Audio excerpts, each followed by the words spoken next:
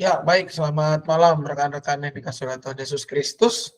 Kita akan mulai persiapan kita pada kesempatan malam hari ini untuk materi minggu ketiga dan keempat bulan Februari 2024.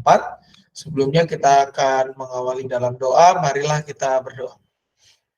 Bersyukur Tuhan pada malam hari ini kami boleh kembali hadir untuk mempersiapkan diri kami mengajar anak-anak-Mu di minggu ketiga dan keempat bulan Februari 2024 ini ya Tuhan. Berkati jalannya persiapan ini dari awal hingga selesai, dan biarlah nama-Mu saja yang boleh dipermuliakan. Inilah doa kami ya Tuhan, yang kami satukan dalam nama anak Tuhan Yesus Kristus, Sang Firman yang hidup. Kami berdoa dan berpengharapan. Amin. Baik rekan-rekan yang dikasihi oleh Tuhan Yesus Kristus, kita lihat tema kita untuk minggu ketiga, yaitu tanggal 18 Februari 2024, di mana tema kita yaitu menghargai orang lain. Bacaannya diambil dari Yohanes 1, ya, Yohanes 1 ayatnya yang ke-43 sampai dengan 51. Yohanes 1 ayatnya yang ke-43 sampai dengan 51, kita akan mendengarkan pembacaannya. Yohanes 1 ayat 43 sampai dengan 51.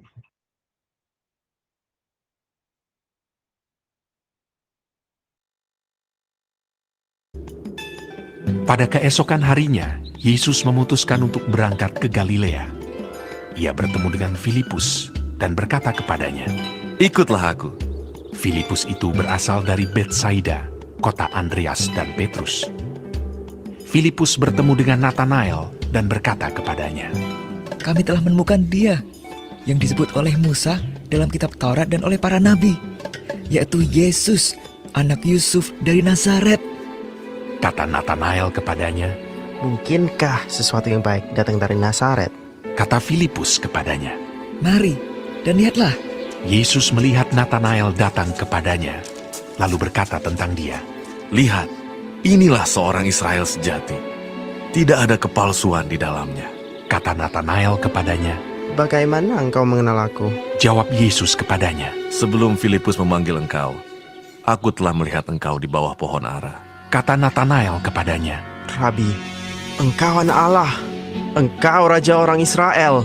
Yesus menjawab, katanya, "Karena aku berkata kepadamu, aku melihat engkau di bawah pohon ara, maka engkau percaya. Engkau akan melihat hal-hal yang lebih besar daripada itu."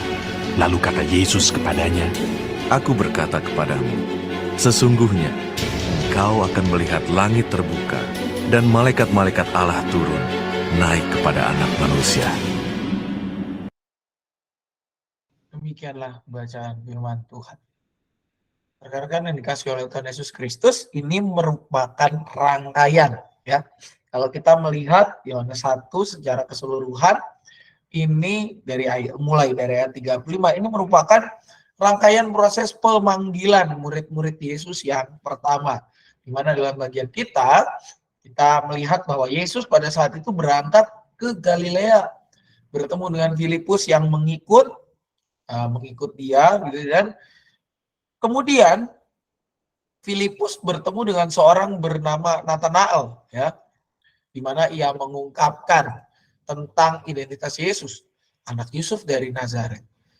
Nah, Bapak Ibu serta saudara-saudara sekalian, kalau kita lihat di sini respon Natanael yang mendengar tentang Yesus berasal dari Nazaret itu langsung underestimate, begitu ya. Langsung dia bilang, mungkinkah sesuatu yang baik datang dari Nazaret? Ini menjadi sesuatu yang penting gitu ya, kalau bahasa ininya pivotal point, yang perlu kita pahami di dalam memahami bagian ini. Kenapa? Karena Bapak Ibu serta saudara-saudari sekalian, Nazaret itu bukanlah sebuah kota yang besar, nggak besar-besar banget lah. Dia itu terletak di suatu lembah, curam posisinya, di antara Bukit Batu Gamping, ya. 23 kilo dari Galilea, ya. Kalau zaman sekarang 23 kilo itu sesuatu yang dekat, ya. Ya, ibarat kata 23 kilo mungkin dari Cicurug ini sampai ke arah Cibadak lah, ya. Sekitaran itulah, nggak terlalu jauh dan sebentar. Tapi pada masa itu ya 23 kilo lumayan juga, dengan perjalanan kaki atau naik hewan gitu ya, bukan sesuatu yang cepat. Dan posisinya adalah sangat curam dan terpencil. Jadi Buat sebagian orang ketika mendengarkan Nazaret, ini merupakan bukan kota yang penting. Ini mah kota yang ya hanya kota penyangga lah. Mungkin juga orang transit ke sana jarang. Kecil banget populasinya pada abad 1 ketika pada saat Tuhan Yesus ini hidup dan berkarya, sekitar 480 orang, tidak terlalu banyak, dan sifat orang-orangnya itu apa ya, mempertahankan Yahudi kolot ya. Ini berbeda dengan asal Nathanael. Nathanael dipercaya berasal dari kota Kana ya. Kota Kana itu nanti ada kaitannya lah dengan apa yang Yesus lakukan di sana begitu ya, terkait dengan apa anggur-angguran lah gitu ya.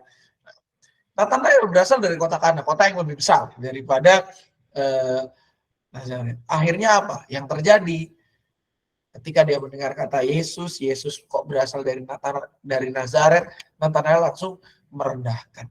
Mungkinkah sesuatu yang baik datang dari Nazaret?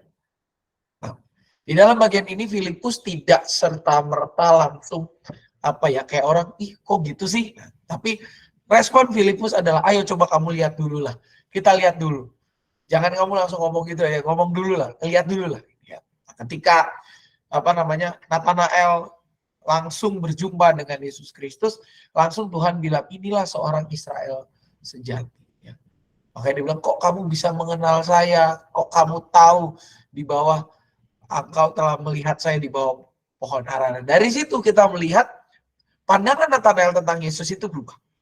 Dari yang tadinya mengunderestimate, meremehkan, menjadi orang yang mulai menghargai. Karena apa loh? Kok dia tahu saya ada di sini? Kok dia tahu saya adalah seorang Israel sejati? Bahkan saya dipuji dengan bagian itu.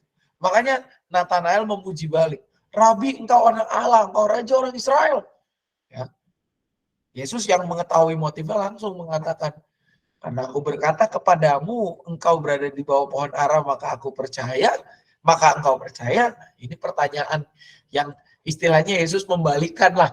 Nathanael, kamu nggak bisa memuji saya karena saya tadi ngomong gini kan sama kamu. Kalau saya nggak ngomong, pasti kamu akan tetap meremehkan saya.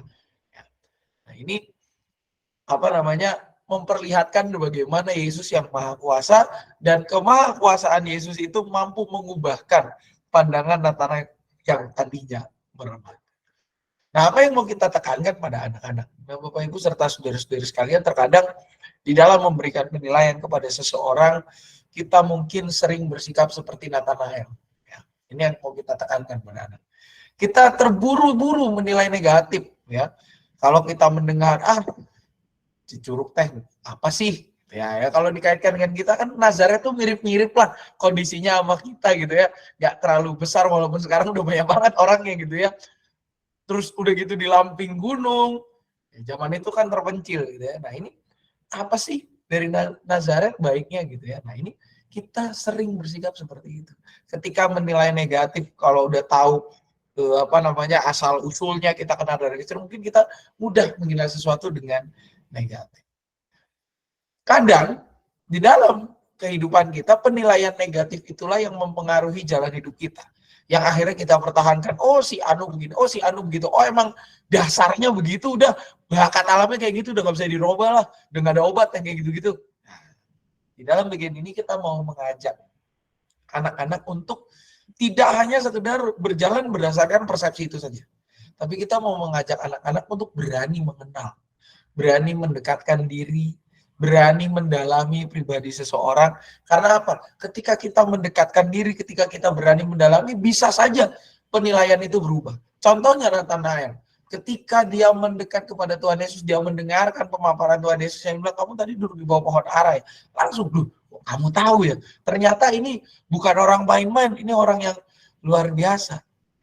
Nah, kita mau mengajak anak-anak dan mengajarkan mereka untuk lebih dahulu mengenal sebelum menilai. Lebih dahulu tahu dalam konteksnya, punya pandangan yang mendalam daripada menilai. Karena apa?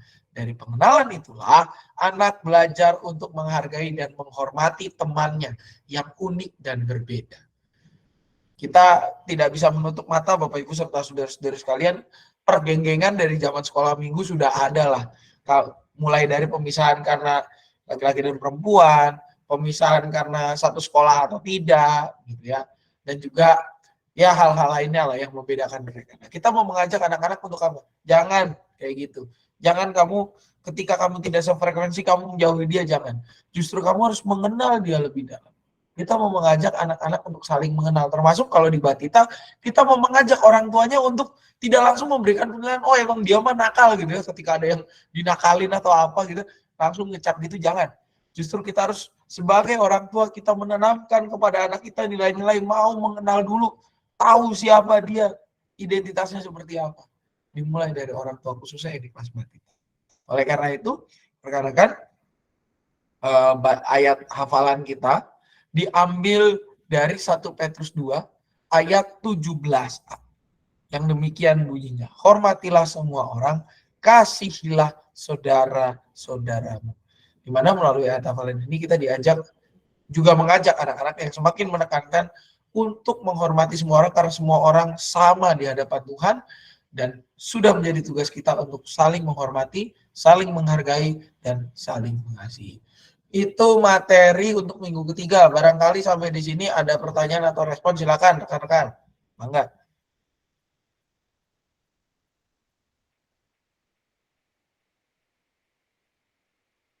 Aman? Semuanya? Kalau saya mungkin bisa dimulai dengan ada yang kulitnya coklat, putih, hitam gitu kali ya. Bisa, Ci, mulai dari situ. Seperti lagu Yesus Cinta Semua Anak. Sama kayak rambut juga kan, keriting, lurus. Betul. Kan anak poli gitu ya. Betul, Ci. Lewat dari situ, mulai dari situ.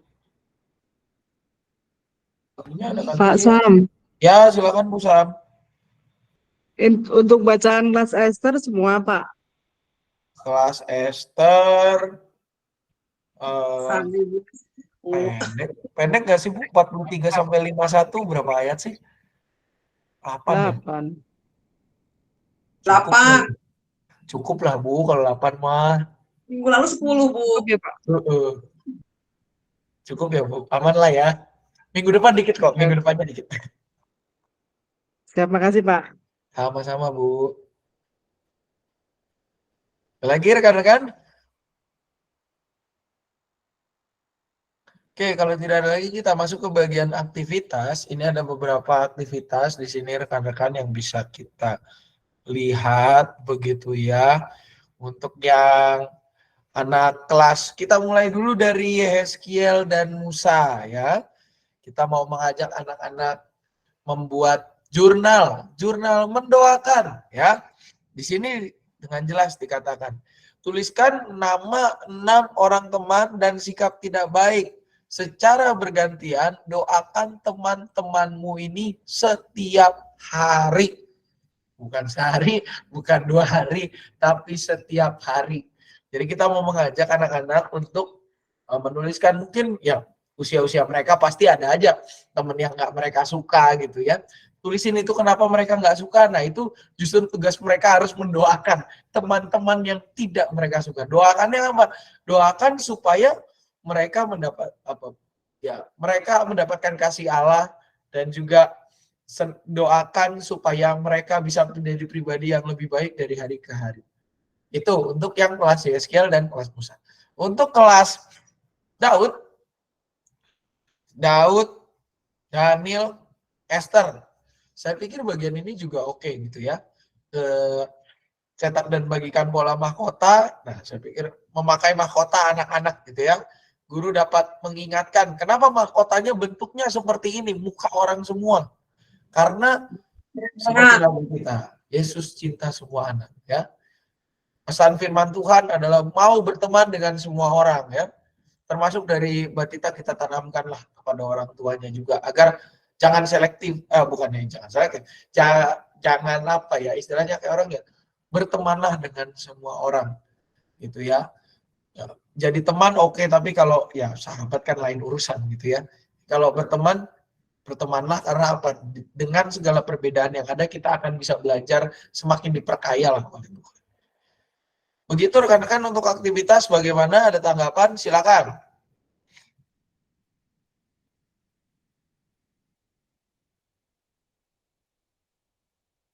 Daniel sampai Daud yang ini. Mahkota kan, Pak? Ya, betul Cik. Nanti dipasang gitu ya. Kalau mau Mahkota di ya, berendengan kan? Hah? Berendengan maksudnya itu. Ya, sambil gandengan gini. Menanamkan nilai-nilai kebinekaan ini. Lalu untuk yang Yeskiel dan Musa yang ini ya. Jurnal doa ya. Betul. Secara bergantian doakan teman-temanmu ini setiap hari. Hari ini doain si A, besok si B, si C, si D, si E, dan seterusnya. Oke, untuk lagu-lagunya rekan-rekan yang disarankan seperti ini, I want to be your friend, ya. Roti dan mentega, oke lah. Aku kasih kau dengan kasih Tuhan, Yesus pokok. Tambah satu lagi tuh yang Yesus cinta semua anak itu. Saya pikir banyak lah lagu-lagunya soal yang kayak gini ya. Kalau pas kecil bisa aku istimewa. Boleh, Ci. Bukan yang aku istimewa karena Yesus itu kan? Bukan yang aku istimewa, kamu istimewa. Oh, yang itu. Oke. Kan kita semua istimewa.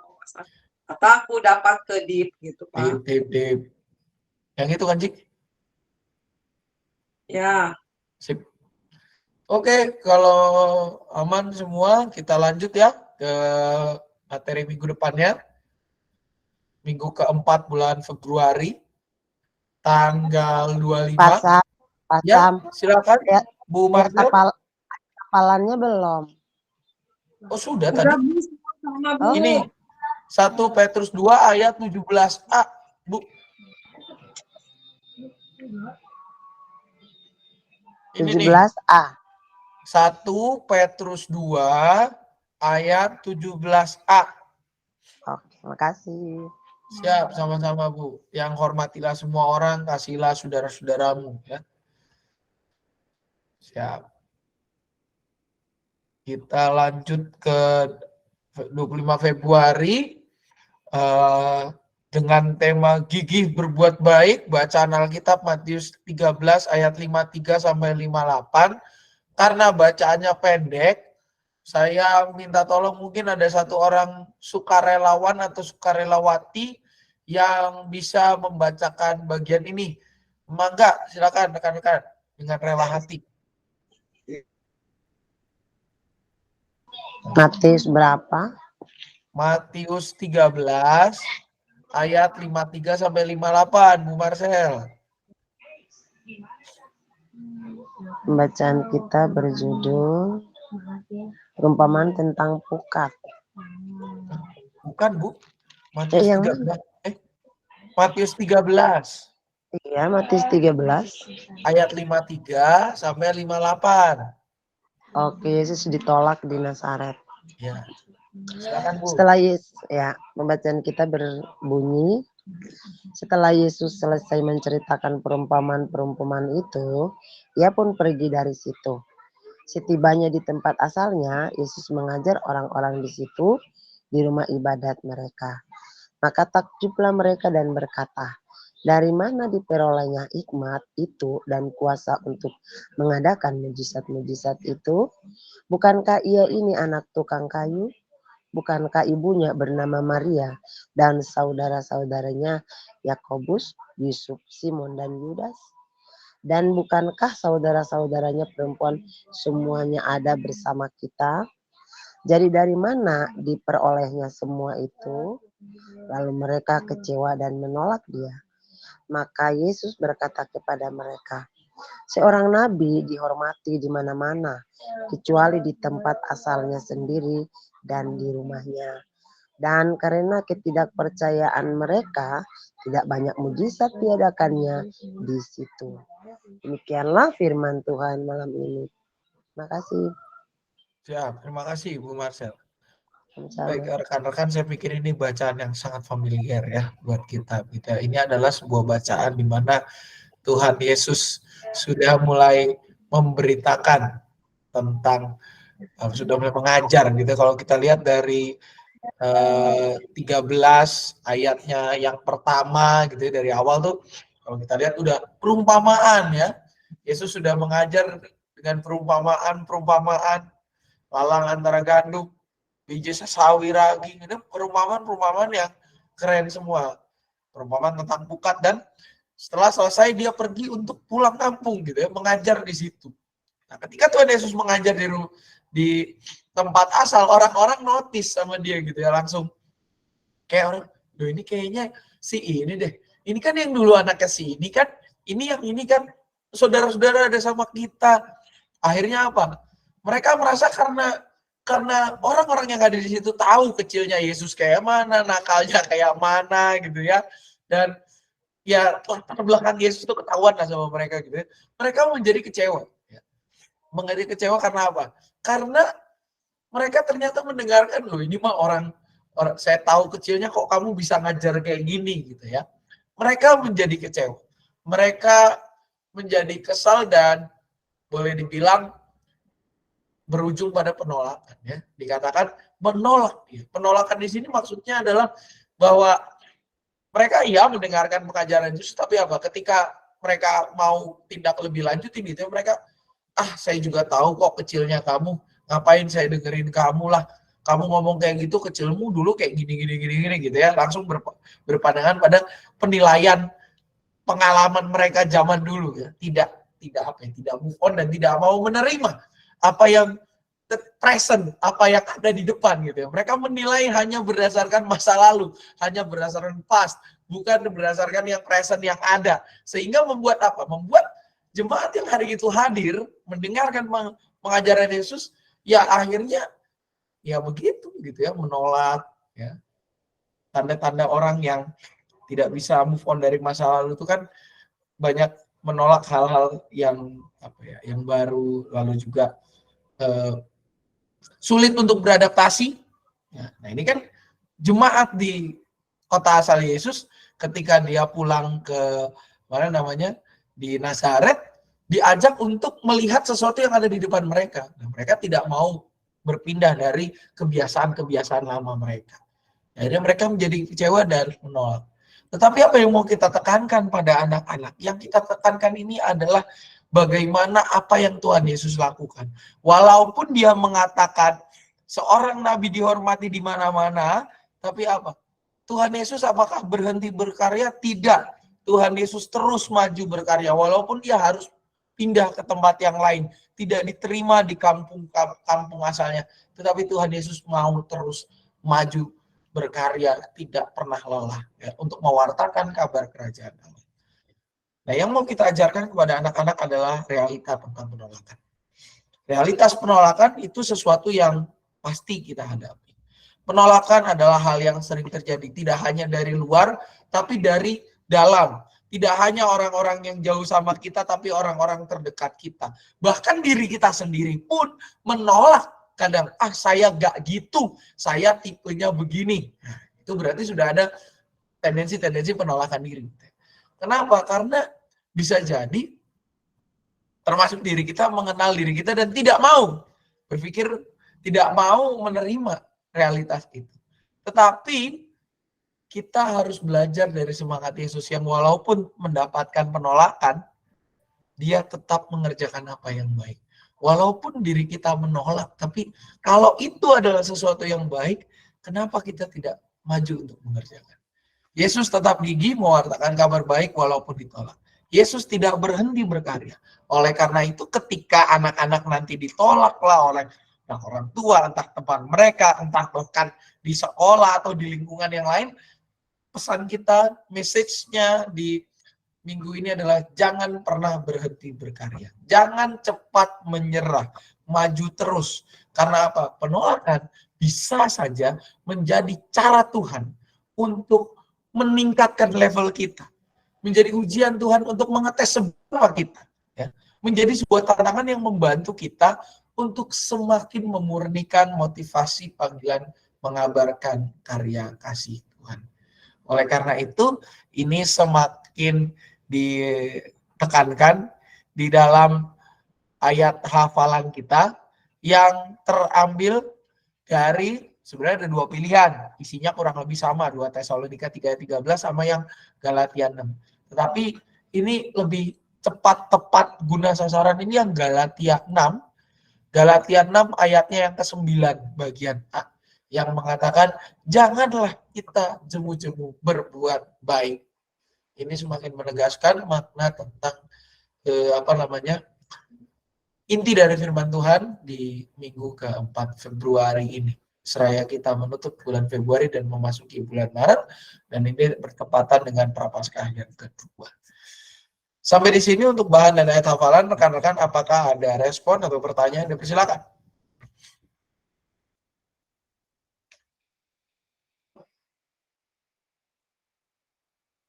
Aman rekan-rekan?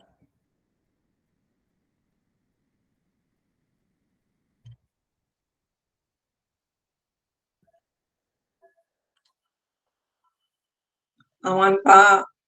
Sip, nuhun sip. Oke, kalau semuanya safe, maka kita akan melihat untuk aktivitasnya. Saya akan mulai dari yang kelas lebih besar dulu. Kita mulai dari kelas Yeskiel dan Musa. Buat bentuk hati dari karton, tuliskan hal-hal satu aja ya. Ini tuliskan hal-hal baik yang kamu miliki dalam bentuk tersebut, dan ini nggak usah dikumpulin, tapi justru minta anak-anak untuk terus lihat gitu ya. Isi hal-hal baik dan bilang di situ dituliskan juga bagaimana cara mereka hendak mengembangkan hal-hal yang baik itu. Apa yang akan mereka lakukan supaya kebaikan-kebaikan itu semakin nyata di dalam kehidupan keseharian mereka. Bahasa gampangnya, semakin terlihatlah kebaikan itu, ya, tidak tersembunyi.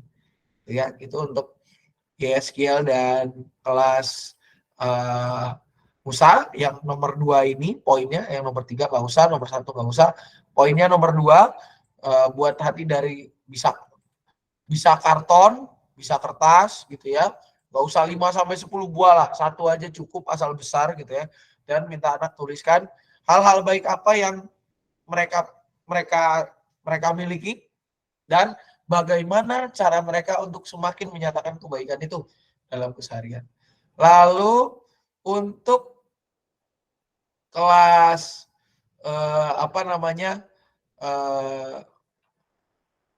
Daniel sampai dengan Daud. Saya mau nyanyi, Pak. Ya? Saya mau nyanyi, gini. Iya, ini. Janganlah aktivitasnya jemu, Daniel sampai Daud nyanyi. Janganlah jemu, gimana lagunya? Saya juga belum pernah dengar tuh, Ci. Coba kita cari dulu ya.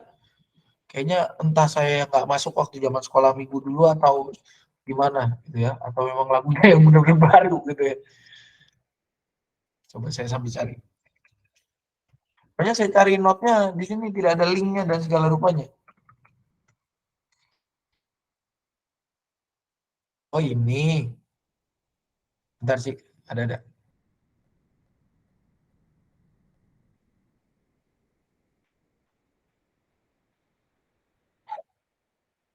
Oke, kita share di step in step.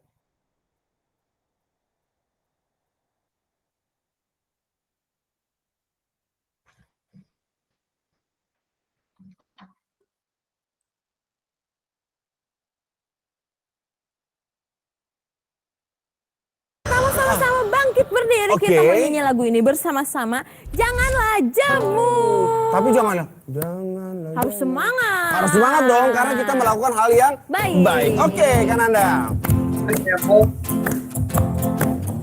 Semangat adik-adik yang ada di rumah. Colek yang di kiri, kalau kanan kalau lagi nggak semangat ya.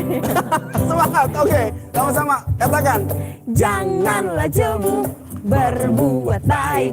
Janganlah jemu berkata baik. Janganlah jemu berlaku baik. Kita akan menuai baik. Janganlah jemu. Janganlah jemu berbuat baik. Janganlah jemu berkata baik. Janganlah jemu berlaku baik. Kita akan menuai baik. Berapa? 3, 30 kali ganda, 60 kali ganda, dan 100 kali ganda, kita akan menuai baik. Janganlah jemu, janganlah jemu, berbuat baik. Janganlah jemu, berkata baik. Janganlah jemu, berlaku baik. Kita akan menuai baik. 30 kali ganda, 60 kali ganda, dan 100 kali ganda, kita akan menuai baik. Oke. 30 kali ganda, 60 kali ganda, dan 100 kali ganda, kita akan menuai baik. Kita akan menuai baik. Kita akan menuai baik.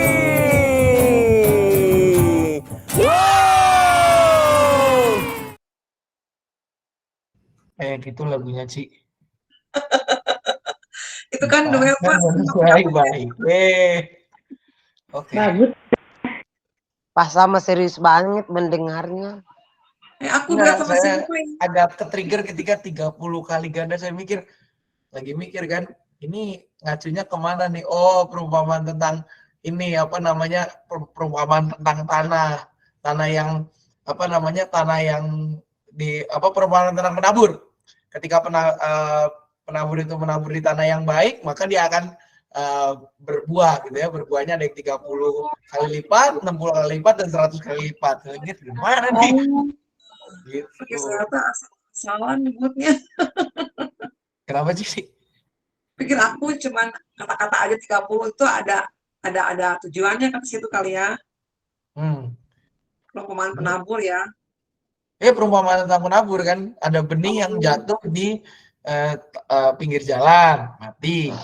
Jatuh di tanah berbatu, tumbuh tapi mati.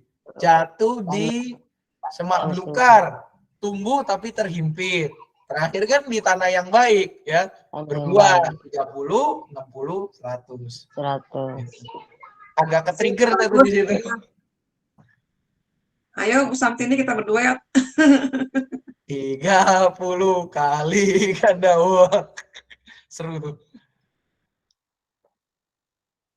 Oke, Daniel sampai Daud itu ya aktivitasnya, biar anak-anak kelas Daud juga agak gerak-gerak dikit gitu ya, biar semangat mereka melakukan kebaikan. Intinya jangan jemu berbuat baik.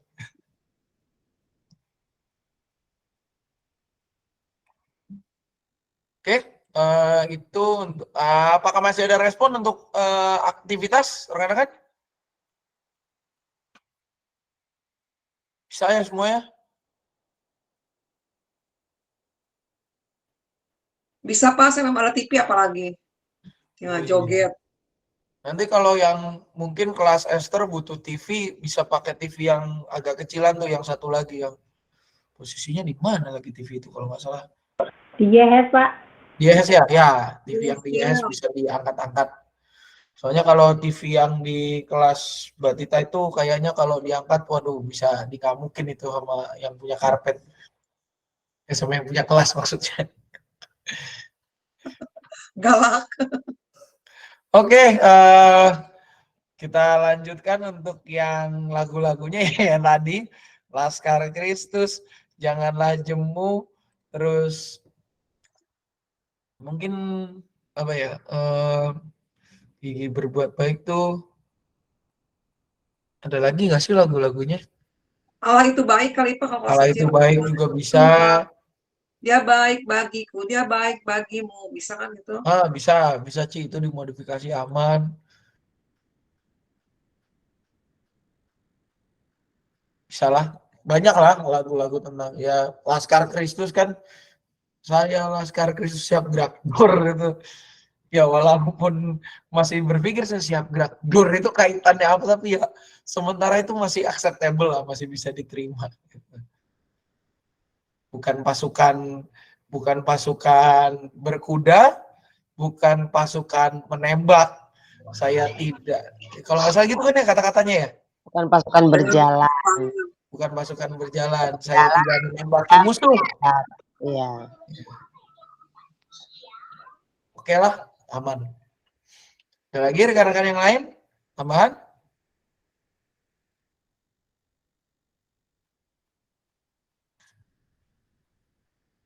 Oke, kalau tidak ada tambahan lagi rekan-rekan, maka persiapan kita untuk bulan Februari ini sudah selesai. Untuk persiapan bulan Maret, saya usulkan ya, Bu Tentrem bagaimana? Kepencet ya? Oh, kepencet sepertinya. Untuk persiapan bulan Maret ini saya usulkan mungkin 17 nggak mungkin, 10 nggak mungkin, 24. 24 jam 7 malam. Bagaimana rekan-rekan? 24 jam 7 malam, hari Sabtu. Sabtu bukan, Pak? Hah? Sabtu bukan? Sabtu, Cip. Ya, oke. Bisa ya? Minggu pertama dan kedua Maret ya? Betul. Untuk minggu pertama dan kedua Maret. Oke, Pak. Nanti saya siapin jadwalnya, materinya. Siap, siap. Oke. 24 saya tandain dulu. Visi pohon saya. Supaya linknya udah langsung tersedia. 24 Maret, itu nggak ada apa-apa sih. Jam 7 malam ya, Bapak Ibu serta saudara-saudari sekalian, kita akan persiapan untuk materi minggu pertama dan minggu kedua bulan Maret 2024. Dan juga rekan-rekan mengingatkan tanggal 14 ya, 14 Februari jam 6:30 itu sudah sudah memasuki masa Paskah. Di situ kita ada kegiatan Rabu Abu ya, jam 6:30 malam ya. Paginya jangan lupa untuk pemilu begitu ya di TPS masing-masing. Paginya pemilu, jangan lupa yang sudah berpasangan silakan berbagi kasih sayang dengan pasangannya, karena hari itu hari kasih sayang juga, entah dengan coklat, entah makanan atau apa, silakan.